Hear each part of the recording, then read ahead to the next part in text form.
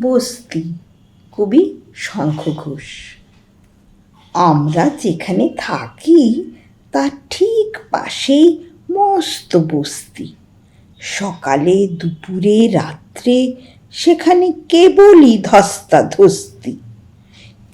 চিৎকারে পাড়া ফেটে যায়, ওরে শব্দের ফুলকি।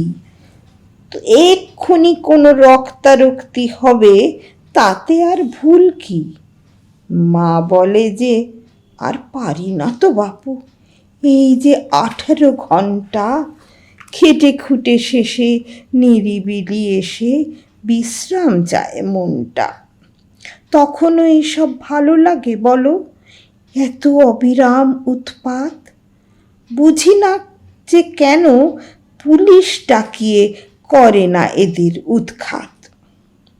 কিন্তু সেদিন পাড়ায় যখন আগুন লাগলো রাত্রে, বাবারা সবাই ওকে দুষছে, মায়েরা মরছে কাতরে। গোটা বাবু পাড়া ভয়ে দিশেহারা, কি জানি কি ভবিতব্য।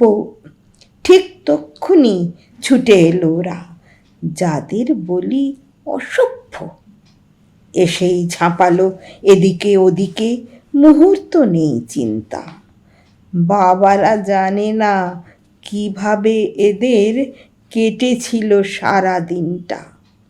শব্দ না করে নিজে জ্বলে পুড়ে নেভালো অকাল বহ্নি। ফেরার সময় বলে গেল শুধু, ধন্যি বাবুরা ধন্যি। মিছে কলরব মিটে গেল সব, মিলল অগাধ স্বস্তি।